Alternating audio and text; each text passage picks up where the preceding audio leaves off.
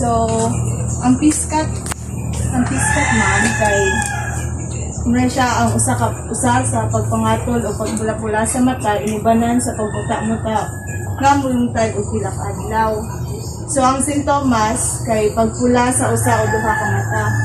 Then pagkatol sa usa o duha ka mata o usa ka grabe nga pamati sa usa o duha ka mata nga murag na ay balas.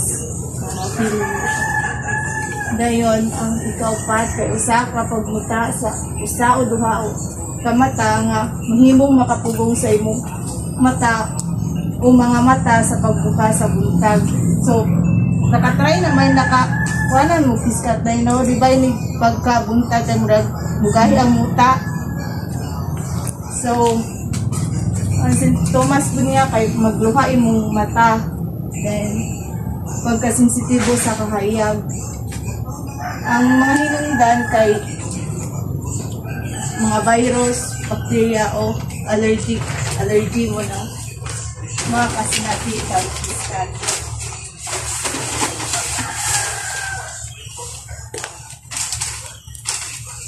Then isa ka chemical o pagsabwag sa mata kay kano kuanan ka og kanang sabon, diba na ay chance na mapula o makuan ka. Oo.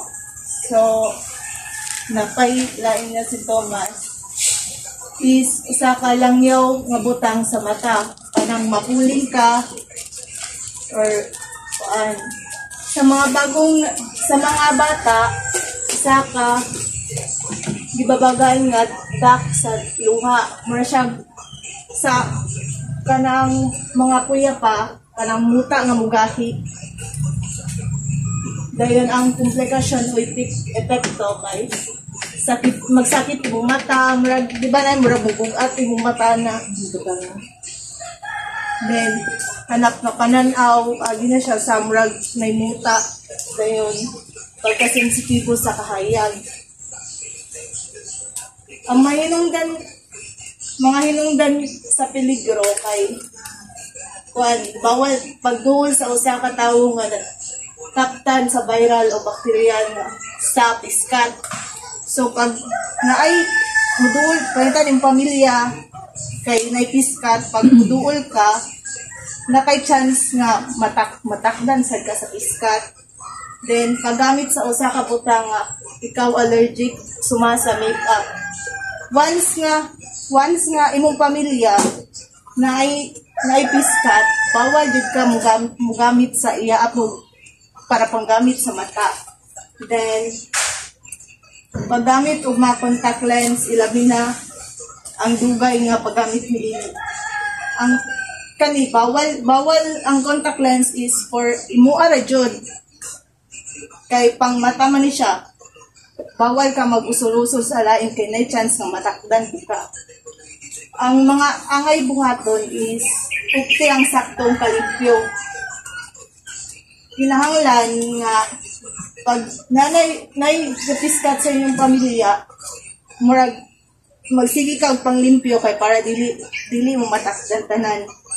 Then likay ang pagsunog og dugay sa contact lens. Kay pag magsuot kag contact lens, mas dugay siya moayo kay ma-irritate siya sa mot. Then ang paggamit og artificial nga patulo sa mata. Kani ang paggamit sa artificial nakadepende ra pud ni og kanang kinahanglan ni prescribe jud sa doctor or physician.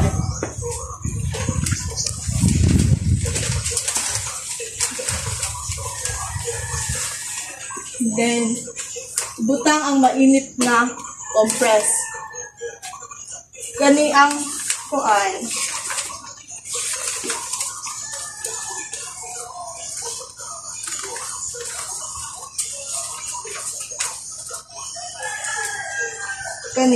kaniya siya kay imong kuan ang paghumol sa usa ka limpyo nga tuwalya sa mainit na tubig ug hinay na pagdapat nini sa imong mata nga tabuntag. Imo siyang kuanan kanang magbutang ka og kanang limpyo nga tuwalya nga naa siya init nga sakto ra pud ang kainit, taas mo imong ilimpyo sa imong mata. Then likay ang pagpahid sa imong mga mata. Dili kasi pahid lang sa unsa sa imong unsa sa imong mata kay maka-prone po siya og infection. Then likay ang mga irritants or allergies. So para dili siya samot og maayo, maglikay ka gamit sa mga makeup, mga nana.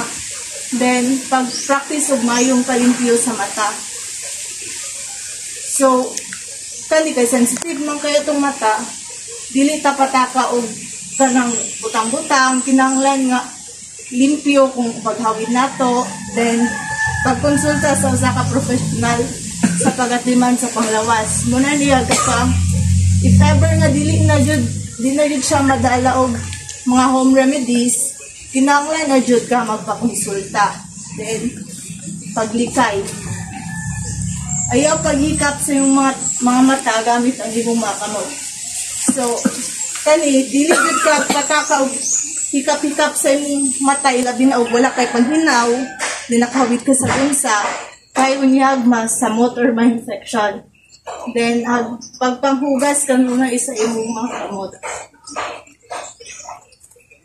Muna ni nga if magkuan ka kanang hikap pa sa imong mata, kuanan jud mo sige nga nakapanghugas ka sa imong kamot, disinfect ka kay atong mata sensitive kayo. Paggamit og limpyo nga tuwalya ug paglaba kada adlaw. Ang kay kani ang tuwalya is di man jud nato malikayan nga matrapo nato sa tong mata. So kinahanglan limpyo gyud siya og perming labhan. Then ayaw pagpambit og tuwalya sa lain. Kani kay if na imong tuwalya imo ra jud dili ka magpausol sa lain kay wala ka kabalo if gipiskat siya din yung trapo-trapo. So nay kuan posibilidad nga matakdan ka og imong ipakulam. Then alili kanunay ang imong punta sa unlan. Kani pod if panlaytanin imong pamilya ni gipiskat din gamit sa imong unlan, then wala ka kabantay mo kung gikuhan. So na-prone nga matakdan po ka. Then isalikway ang daan nga mga kosmetiko sa mata sama sa makeup o maskara. So kani kay basi expire na or kuha na siya ka ng nanay-amag, then wala ka kabantay imong na butang si mong mata, na chance nga biskaton ka kay basig ma-irritate. Then ayaw paggamit sa mga kosmetiko sa mata o personal nga mabutang sa pagatiman sa mata. So if ever na kay makeup or something nga para sa imong mata, dili ka pwede magpagamit sa uban kay naghapoy chance nga matakdan ka sa piskat. So ang pagtambal kay paggamit og artificial nga patulo sa mata.